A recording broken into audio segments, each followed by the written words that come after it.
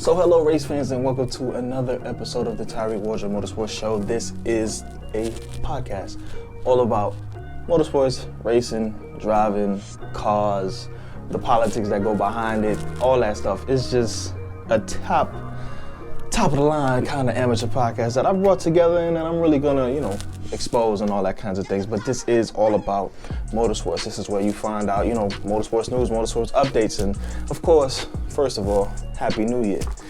2020 was, horrible. Obviously, 2020 had, so many things that went on, and definitely so many things that went on in motorsports as well. So many different changes, regulations that got implemented, all that kind of stuff that came in. And we're going to be able to see more of a refined, version of that going into 2021 with the different regulations. And now, races that were only tied down to one specific continent and one, area is now going to expand more into, worldwide, as the regulations are now, not necessarily becoming less strict, but they're opening up some of their things and allowing more of a fan presence and really exposing more and more people to the culture. Obviously with Christmas, New Year's, all that stuff, motorsports news has been at a relatively very slow pace. Obviously there's hype for seasons to start back up. For me, it's IMSA at Rolex 24, and then, Formula One as well. Also, Extreme E. There's definitely hype for Extreme E with the 5 rounds, 7 races per round, all that kind of stuff with the off-road electric. So I'm definitely hyped and interested and anxious for Extreme E to start. That kind of stuff is coming in for 2021. I think Extreme E starts in March. So with that, with this podcast, it's mainly just a couple things. It's mainly just a couple things I like to talk about. Episodes tend to run from 30 minutes to about an hour, depending on how in-depth I feel like talking and how many topics I feel like talking about. Most of it is freestyle. Sometimes I have notes, so bear with me. And I also have a video version. You can head on over to youtube.com and or just look up. You can just look up the Tarig Motorsports Show on Google or whatever, and it'll pop up as one of the videos. And check it out and let me know how you think about it. Let me know what you think. I mainly refer people to the video version simply because that's where I'm trying to start and to maximize my efforts on this YouTube channel and really put together an abundance of content that people will enjoy, and mainly that I will enjoy. And once I get to that point, and once I get to the point where it's like something that I feel like I most definitely will watch, like this podcast, then I'll the effort, all that stuff that goes into making a productive channel, definitely that's what I'll be doing. Obviously I've put out some stuff already, and plan on taking that stuff to the next level as well. Working on different scripts and editing videos and all that stuff. I do have videos ready, locked, and loaded. So like I said, expect great things coming out of my YouTube channel this year. So go ahead and hit that subscribe button. But if you're listening to the audio version, by all means, or if you're listening to the YouTube version as well, if you're watching the YouTube version, head on over to my social medias. It'll be in the corner over here. And if you're on the audio version, hey man, I'm on Twitter at TheBigTicket07, and I'm on Instagram at Tarig Waldron. Same name used in the podcast name. All right, starting it off though. Real easy, real simple, real quick. This episode, I don't really plan on running that long. I got some notes right in front of me, of course. Formula One news. Mazepin will be keeping his seat at F1. Now, like I said, the news has been relatively slow. The notes for this episode were back when this Mazepin stuff actually, this news for the Mazepin stuff actually was released. And like I said, it's been slow news, so obviously there ain't really much more news to add to that. The 2021 season, the calendar is out. The calendar has relatively been confirmed. I could go through the calendar. Like I said, Formula One is going to be opening back up its worldwide actual racing. Going to be going to Sao Paulo. That's the only one that I really liked. Budapest is going to be going to Montreal. All those kinds of things is going to be taking its reins back out to the rest of the world rather than just staying in Europe, which I think is wonderful because that's how it's supposed to be. But going back to Mazepin, he'll be keeping his seat at F1. And I mean, don't get me wrong, that is definitely something that, raises questions like how Hamilton got investigated for a t-shirt. And this man right here is still keeping his whole F1 seat after, the incident that occurred. I don't really need to dive into what it was, but if you're a race fan or whatever, you should have definitely seen it. If you haven't, look it up. I don't feel like talking about it, but for the most part, you know, it's their statement that they released was definitely not, you know, the greatest. They said that the situation was handled internally, which I feel like they just told them watch what he posts, and that's about it. Just watch what you post, man. And now you have to either race well to try and regain fans.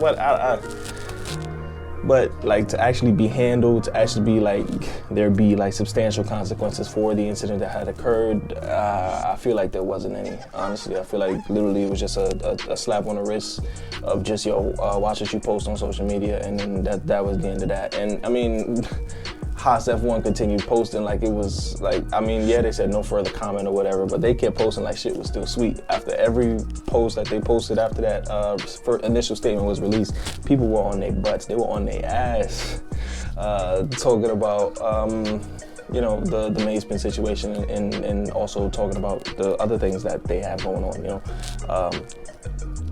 And trying to really raise awareness. You know, I follow a page on Twitter, Females in Motorsports, you know, a remarkable page, remarkable articles that they write as well, all those things, you know, and you see what you know, certain instances like this do to those people, and you see how it affects them, and you see the anger and passion that they have for the sport and all that stuff. So that Haas F1, that wasn't enough. A statement like that was definitely not enough. Some other news in F1, Lewis Hamilton has now been knighted. Yes, I said it was gonna happen. I predicted it. I said it. It's on my Twitter if you don't believe me. Months ago, well, not months ago, last year. Lewis Hamilton got knighted recently. He also won the Personality of the Year. I'm not sure what thing, like what company, what article, what award system or whatever, but he also won Personality of the Year. Props to him, congrats to him. He definitely deserved it. Can't wait to, you know, fully acknowledge him as Sir Lewis Hamilton. I don't know if he's switching over his shit to that or like his social media platforms or anything to that. It might just stay Lewis Hamilton, but well deserved. Good run, and hopefully next year you end up doing, you know, even more great things. Now, if we're looking for the confirmed team list for 2021, Mercedes is Lewis and Valtteri. Haas is Mick Schumacher and Nikita Mazepin, the person I was just talking about. Red Bull, Verstappen, and Perez, Sergio Perez. I thought that he wouldn't have a seat this year. Clearly he does. Alex Albon is now out, which wasn't necessarily a surprise. Alex Albon has been on the chopping block for a while. I said it in previous podcast episodes that he has to get his shit together. He lucked up into a win, I believe at Bahrain or something like that. He lucked up into a third position. So, yeah, he definitely was on the chopping block for a while, and they finally made that cut. McLaren is Daniel Ricciardo and Lando Norris. I believe Lando Norris was already on McLaren. Daniel Ricciardo was racing with something else. I totally forgot. My bad. But Daniel Ricciardo and Lando Norris are now together at McLaren. I think that that'll be a decent pairing between the two. Lando Norris being young, Ricciardo still being not necessarily goofy, but still being a someone who kind of has a young spirit in him. You know, I feel like that might bring in a deeper bond with them in McLaren. And of course, McLaren is still, you know, a pretty decent fighting force with what's going on this season. You know, it's Mercedes, Red Bull, and I think McLaren was third on the manufacturers championship. So most definitely, it's going to be an insightful thing to see in 2021. And now we go to Aston Martin, which was formerly known as Racing Point. And if you don't know, Aston Martin has released like their Aston Martin F1 team logo and stuff like that. You can head on over to my Twitter, you can head on over to Instagram, you can just look it up, whatever you want to do. But they have their logo out, their colors, whatever. And that's going to have Sebastian Vettel and Lance Stroll. Not necessarily sure what that's gonna bring for, you know, the racing and excitement, but I feel like with someone as you know, as a veteran and as legendary as Vettel, and with someone as remarkable as Stroll, there's definitely going to be not only battles between the two. If they really want to put down the medal, they could definitely have battles between the two, but definitely a fight for that championship as well, with how remarkable those two people have actually performed. Then we go to, you know, Alpine, which was Renault or Alpine. I don't know, man. I don't know. That's Fernando Alonso and of course Esteban Ocon. I don't really have much on them. I know Fernando Alonso was just making his return. And, you know, he did the thing in the V10 or whatever that happened at the driver's test. But that's mainly my knowledge on that. I did do a full episode basically on Fernando, or not a full episode, but a deep dive conversation on his return into F1. I believe during that time, this was one of my first videos, so I don't think my audio for the person I was talking to was the greatest, but you can still check back into that episode. I'll link it down in the description box below. Next thing is, well, actually, I'll put it up in the corner too, so you can just click on it, maybe check it out, and maybe see the progression of how the show actually has gotten. And if you're watching on the YouTube version, by all means, hit that subscribe button, please. It helps me out so much. Like and share it too as well. Next thing, of course, is Ferrari. That's Charles Leclerc and Carlos Sainz, or Sainz. It's Carlos Sainz. Obviously, Charles Leclerc, remarkable. Sainz had a decent run in 2020. I'm not necessarily sure what his mindset is at. Not necessarily sure if he's going to continue to have that decent run, or if he's going to really put the pedal to the metal and take on a different challenge. Ferrari has kind of dwindled out of competition, but hopefully they will bounce back in the coming years.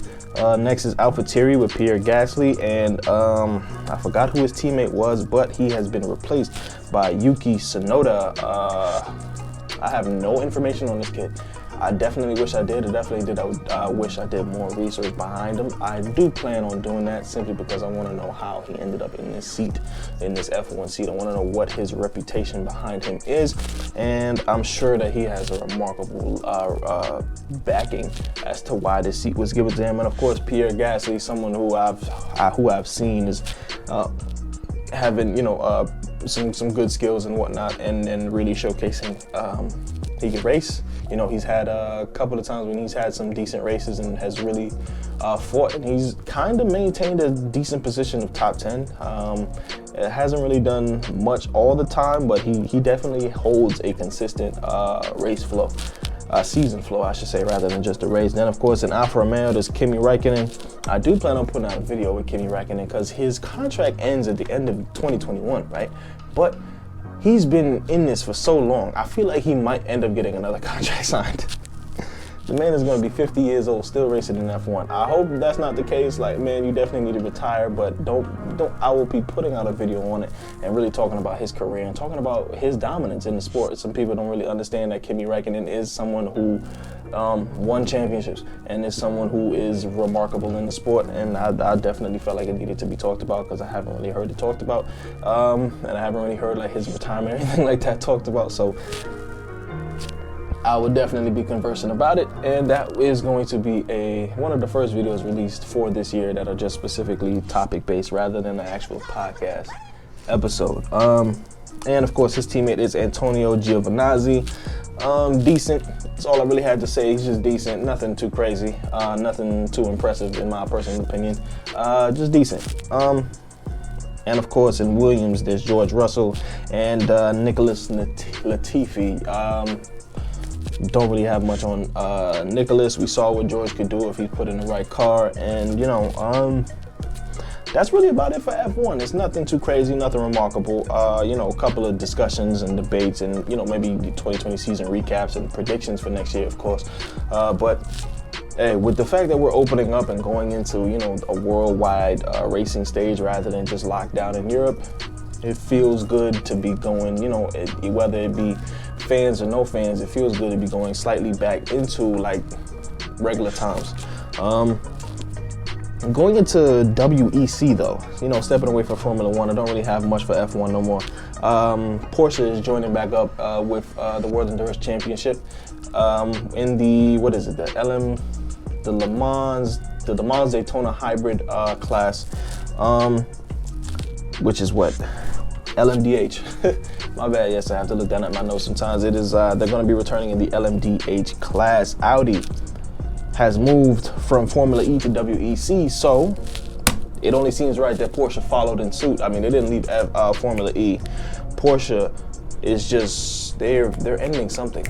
I forgot what they're ending, but Porsche is ending its racing in one place and bringing it into WEC. I had way more notes than this, but I don't know where I put it. Don't know where I put it at all, but whatever. This is a new direction for Porsche, simply because, you know, new leaders have took the reins of the company, and they are moving, you know, from one direction and moving it to a different direction. They are, you know, doing a total overhaul in what the company stands for and what the company is really participating in terms of motorsports. I believe, you know, they're trying to figure out whether or not they're going to make customer teams and all that stuff. This was just recently approved in December, so obviously there hasn't been much news to come out for this. Obviously, you know, they still have to draw paperwork, still have to come up with whether or not they're going to use a pre-existing engine in the car, whether or not they're going to try and maybe create something new. They don't know, but they feel as though they're definitely going to open it up to customer teams as well, because a win for Porsche, because a win in a Porsche is still a win for Porsche. So I'm not necessarily sure how that's going to work. I'm not necessarily sure how they're going to figure out everything. As obviously as more updates come out, I will bring that to you. Porsche has definitely been a dominant name in motorsports, especially in the Le Mans category, especially in endurance racing.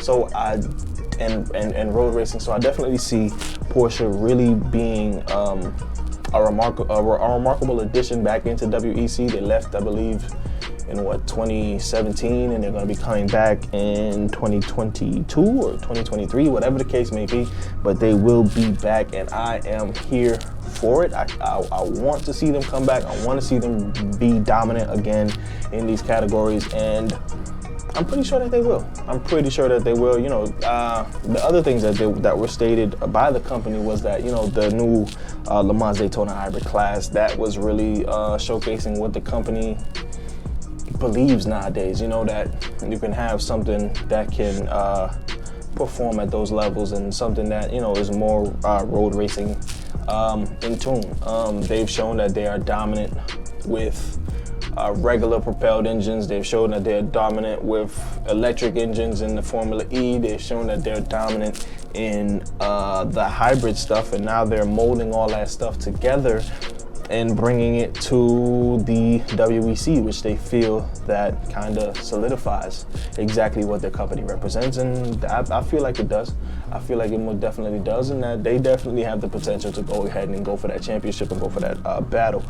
There was something, it's always see you later and never goodbye, and this was definitely the case, because it was very anticipated that Porsche would definitely try and return to WEC. Sticking with WEC though, Mark, Aston Martin. I was just talking about them with Formula One, but now I'm talking about them with the World Endurance Championship. They are no longer having their GTE Pro program. The decision brings factory participation in GTE Pro class to an end. This was a, you know, up top decision, of course. Now, what they're planning on doing is going to focus more on customer operations teams. They're still going to supply customer teams with the necessary things that they need in order to compete and be competitive in the classes that they are in. But their own personal factory teams and their factory GTE Pro program is no longer. Now, what happens to those drivers? I don't know. What are they going to release them to those company teams, or are they going to have them do other things? I'm not sure. That's still something that we need to see. And obviously, Aston Martin has also had its own things going on in, you know, behind the scenes political wise, with different people taking the reins and different people having different control and things like that. Fate of the drivers have yet to be announced. They will not be defending for a 2021 title, okay? Aston Martin will not be defending for a 2021 GTE Pro title. Now, they've won it, I believe, 2 years consecutively. And I'm almost certain that they would have definitely gone after it for a third. If they haven't won, then they definitely came in second and third. But I'm almost certain that they came in first for one of those years, and I personally am glad that they've done that. I just wish that they wouldn't leave the company. I just wish that they wouldn't leave the way that they did. But of course, with them going to, with them putting more effort in the Formula One and F1, I can understand that something has to be cut. So it's sad to see that this is what had to be cut. But decisions were made and things were happening, things are happening, and you know, it's great to see that there will be an F1. So by all means, that's something that I'm definitely looking forward to.